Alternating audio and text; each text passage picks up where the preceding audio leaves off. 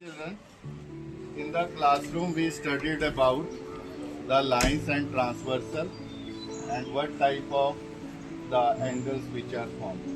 Today practically we are going to see that if lines are parallel, whether corresponding angles or alternate angles, they are equal or not, and whether consecutive angles they sum up to 180 degree or not. For this I will be using this circular. May I have the please magnetic book? So for that, let us first prepare two parallel lines. So for that, I take magnetic book. I keep them this way. And to make a transversal, I keep one hook here and another hook. Okay. May I have the rubber band?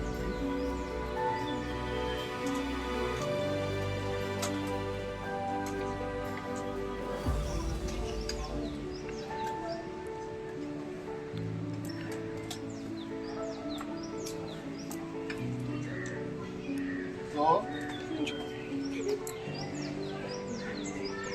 I will take this line as transversal. Will you please hold this?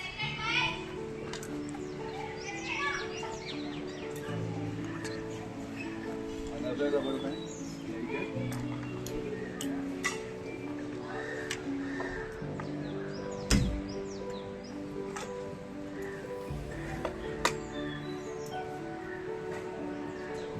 And another rubber band here as the second parallel line. Okay.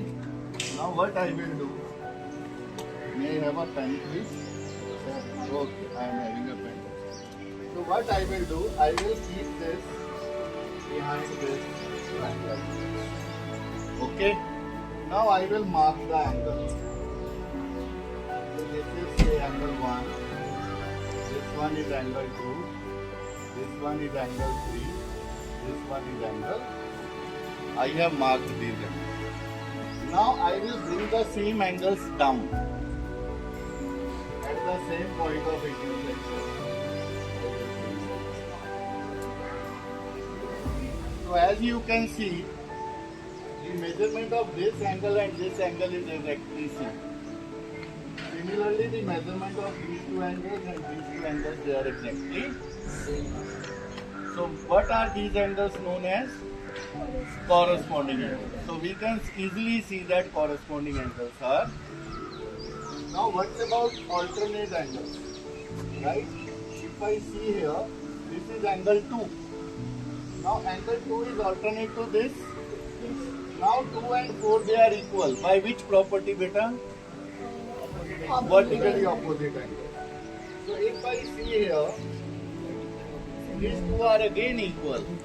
So it means alternate angles are also equal. Now if I see the consecutive angles, can you tell me what is the sum of these two angles? 180. 1 and 2 is 180 by which property? Linear pair, yes. Now if I bring it down, here it was angle 2. Here which angle is there? 1. So what will be 1 and 2 again? Sum of 1 and 2. 180 degree. Although they are visibly not linear pairs, but still their sum is 180. Such angles are called consecutive angles. Okay, beta? Please come here and please speak loudly. On the circle that you made, can we count 4 and 1 as consecutive angles? They are consecutive angles, but when we are finding the pairs, we have to take one angle from the upper 4 and one angle from the down. Then they becomes, okay, if single line intersect, then they are known as linear pair and vertically opposite angles. Okay, children? So now my question to you is, if angle 1 is 60 degree, what will be angle 4? 120. 120. What will be angle 3? 60. What will be angle 120. If this is angle 5, then what it will be? 60, 120, 60, 120. So if one angle is 60, this will become 120. This is 60, this is 120. The same four angles will repeat here. The same four angles will repeat by the property of corresponding angle. Okay?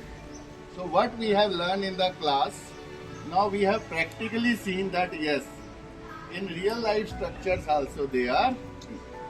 Okay? Thank you very much. So my dear friends, you have seen 4 such activities which I have demonstrated in the magnetic mass spark. See, the idea is unique in the way that it makes the stimulus more interactive. And you know, every child has a different way of learning. As Dr. Howard Gardner says, there are 8 types of ways a child can learn. Now, my effort is not to make the content different, but to teach the same content, or rather than to learn the same content, but in a different way. I think sometimes eating same food, but at some different place, adds a different texture as well as taste. So my effort is to spread this unique idea. Already we have put this in front of neighbors also, and I have seen that they are also very much interested. Thank you very much and have a good day.